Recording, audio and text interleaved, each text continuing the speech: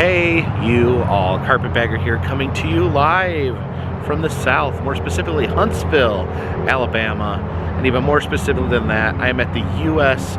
Space and Rocket Center, the largest space-based attraction in the United States. I have not been here before. However, my daughter Anna actually visited here a few years ago when she attended Space Camp. So I'm excited. They also, in addition to Space Camp, have a giant museum and all sorts of space-themed exhibits. This should be pretty fun. So please follow me.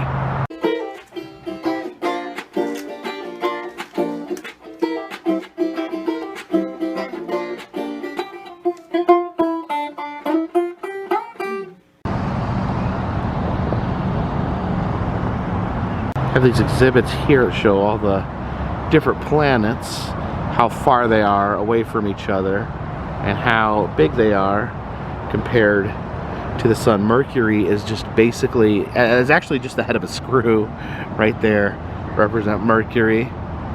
Venus, significantly bigger. Where's ours? Where's our home? There's Earth. Earth, a little bigger than a Dippin' Dot. Check this out. How big is Uranus? Now here we have Neptune, and looking over there, and do I see?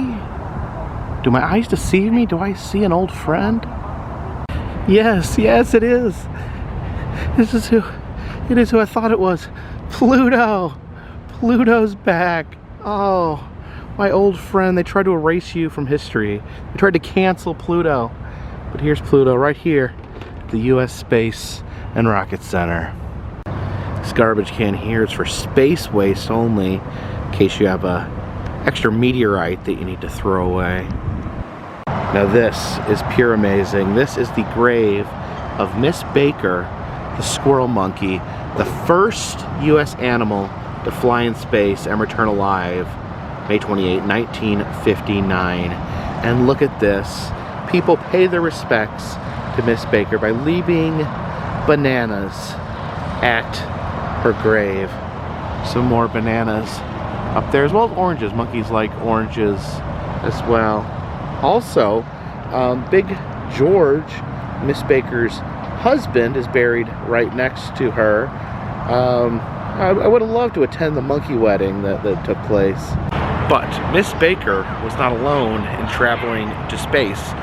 Miss Baker's companion was Abel, another space monkey, and I've actually visited Abel, the space monkey. Now, Abel is not buried in the ground like Miss Baker. Abel is on display in 2 museums. You can actually visit the same animal in 2 museums. Abel's taxidermied skin, body, or, and in the same area, you can visit the National Museum of Health and Medicine and visit Abel's skeleton, which I've had a chance to visit both Abel's and now Miss Baker, the entire flight crew. I really wish I would have brought a banana for Miss Baker.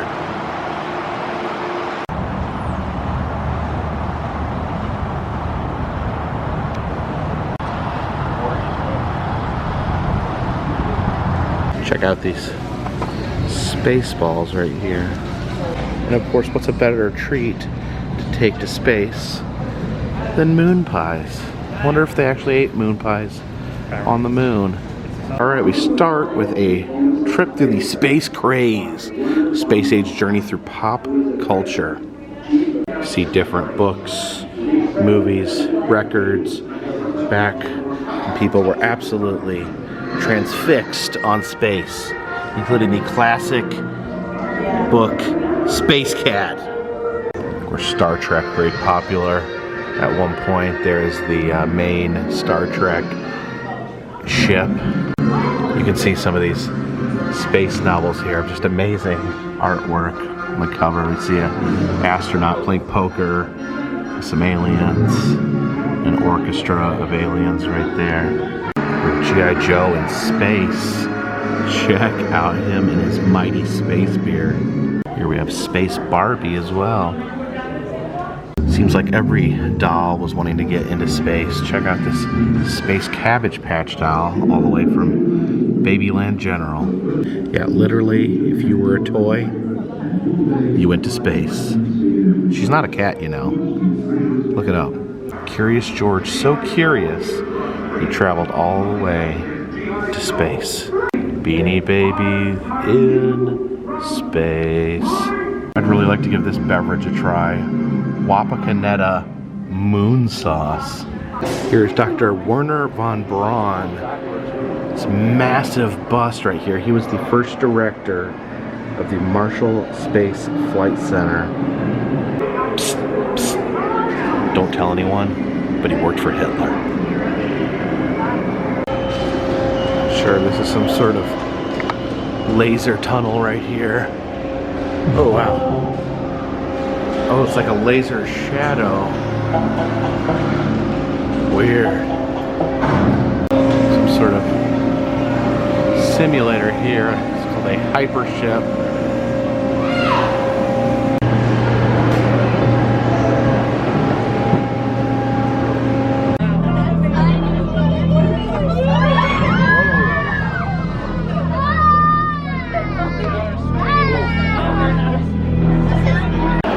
We have some U.S. Army soldiers. This is an air soldier. This is a land soldier. This is a future soldier. You can see his cool video game-esque body armor. Apparently, he actually has a laser gun that he can shoot out of his arm. That's pretty objectively awesome. Some military rockets used to explode tanks. That's pretty intense. Some unmanned military aircraft. There's the infamous drone. Not a fun drone like I have to video, but a very serious drone meant to blow up bad people. And we have some ground vehicles that are unmanned, some robots. Yeah, you don't want to mess with these guys. Oh, look at that little robot spider there on the rock. That's kind of creepy. Here are the space camp graduates that have actually had a chance to go to space.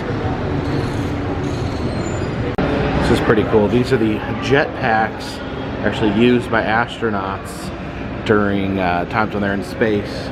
See them floating there. This is the mechanism that will be strapped to their back. Real jetpack. Here we have International Space Station. All right, entering the space station. Here we have some space cuisine. Look at that delicious broccoli au gratin there. Who here has tried Bordinsky bread? Nice delicious dinner of Italian pasta and shrimp. Here we have the infamous space toilet, an outhouse in space. Yes, there's the tube you use for sucking. Yeah, look at that. International Space Station. Orbital outhouse team. Yeah, press for suction. There we go. It's a space treadmill. There's no gravity. You can actually run along the wall. It's like they're like strapped in here and then run. That would be fun to watch. It's like a little space office. So they have their computers in here, these wonderful high-tech IBM laptops. You can use this control center here to control this space arm on the outside. So you can use this here. Oh, okay. Move the space crane. Don't know what we're trying to accomplish necessarily. Check out the Robonaut here. It's a robotic astronaut. Wasn't there a movie about a robotic astronaut who like took over the spaceship and tried to kill everyone? Anyways, I'm sure he's a nice guy. What's in here? It's got steam. Oh, some sort of alien life form being frozen in there. Better close that. It's gonna be a problem. No, that's what's got to. Yeah, these are all different simulators for space camp participants. They can see what it's like to work on a space station. This tank right here is an underwater astronaut trainer. They would use this in the space camp, and you can see there's a giant, very deep pool that would simulate the non-gravitational environment. Oh look, we even have a little astronaut American Girl doll living in her own little self-contained Mars space station. Outside we have this massive rocket. Just check that out.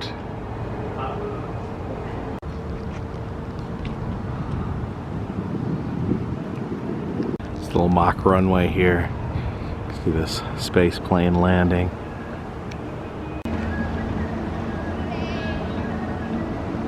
Here's an authentic test shuttle. Right here, very, very massive. Check this out. This is the G-force simulator. But I noticed that it's a Gravitron. It is a Carnival Gravitron. I didn't realize that space technology and Carnival technology overlapped so much. Yeah, look at that go round and round. Alright, just got off the G-force simulator. I can confirm that is identical to a Carnival Gravitron. The only difference is that the Carnival you would cheer and scream, and they ask you to be quiet in there. They say you can whisper to your neighbor, but don't yell, or we're gonna stop this. Still fun though, interesting though, like going in that the pressure, smashing your face, smashing your chest, plastering you against the wall. But it's interesting in a silent environment. It's almost meditative body crushing. Here is a mock-up of the lunar module on the moon's surface. Some sort of space teepee right there. Here's a ride we will not be riding today. The moonshot, terrifying drop tower. Oh, those poor souls. Here is a full-scale Saturn V rocket. This is the rocket that would have been used to launch man to the moon, as well as put the International Space Station up in the air.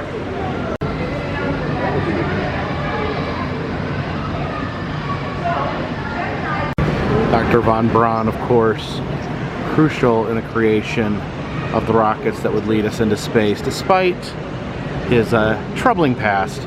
But here we have his office. Yeah, the models of all different rockets lined up there behind him. And we saw the grave of Miss Baker, the space monkey, when we came in. Here would have been Miss Baker's capsule that would have held her while she was in space. And there is her little tiny monkey handprint. Alright, use this lever here to see how many of me it would take to thrust the Saturn V rocket into space. So we just push down as hard as we can, show them how strong we are. It would take 178,571 of me to launch the rocket into space. That's not too bad. Let's see here where the rocket would come apart as it was launching into the air. You can see the final section of the Saturn V breaking off. 1969, country had Apollo mania. Create all these toys reflecting the nation's shared obsession with astronauts. This is a really obscure reference, so leave a comment if you remember this. There was a TV show in the 90s, the Upright Citizens Brigade. It's an improv troupe, but they had their own show in the 90s, and it was an amazing show. And they had a whole sketch about people who were racist against astronauts. If you remember that, leave a comment. Some astronaut training suits.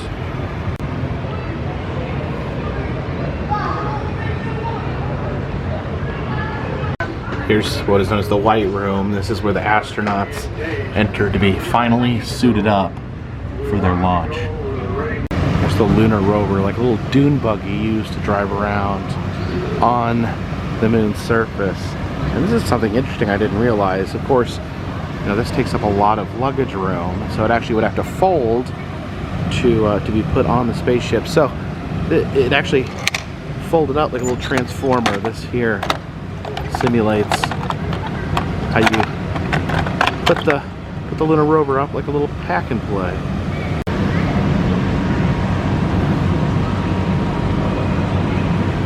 This here is the Apollo 16 command module, also known as Casper. This vehicle was flown to the moon and back.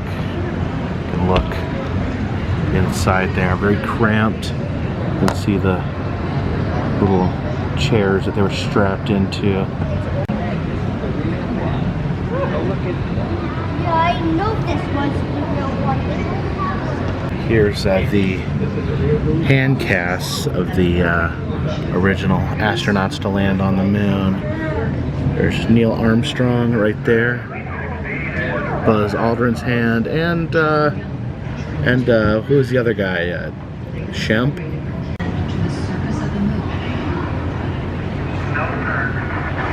And here we have a rock directly from the moon. That is a pretty big honkin' moon rock right there. Some items that be needed on a space mission. You have a medical kit. There's different pills there in individual packets, because you can't open like a packet of pills or they just like start floating everywhere, and that would be really frustrating and dangerous.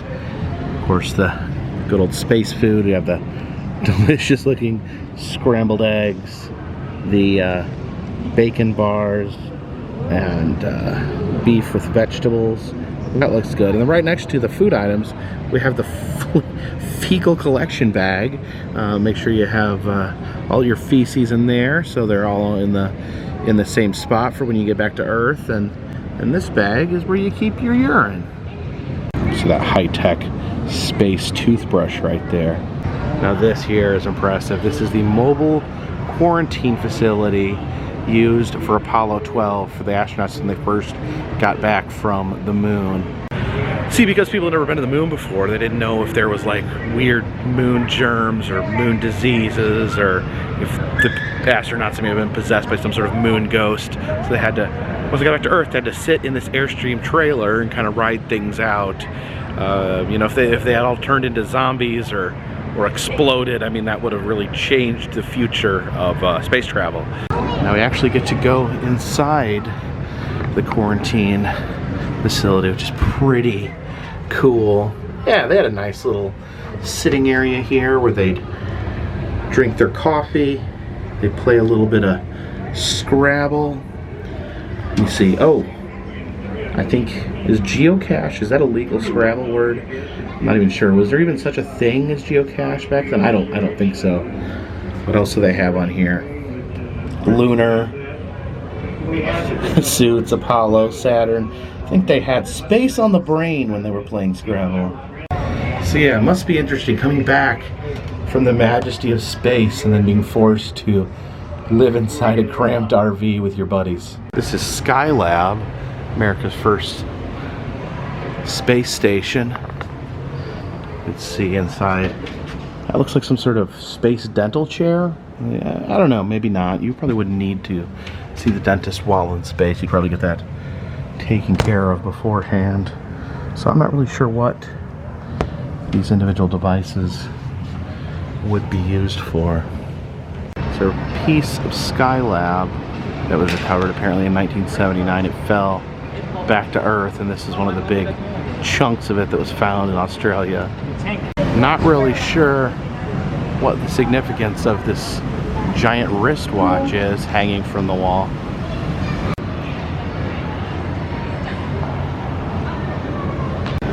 This is the Dream Chaser, supposedly the next generation of space flight. That apparently it's just like a plane that just, you know, zooms up into space and then flies back down. I appreciate you guys joining me here today at the U.S. Space and Rocket Center here in Huntsville, Alabama. A very impressive exhibit full of rockets and space equipment and all sorts of wonderful exhibits. If you'd like to see other places that I've been, please check the interactive map in the description. It'll show you all the different places I've been, and you can tell me where I need to go next. Also, if you'd like to help support the channel, consider buying a t-shirt, consider donating to Patreon. A $3 more donation will get you a postcard once a month. All that information is in the description. Until next time, this one's in the bag. And this bag is where you keep your urine.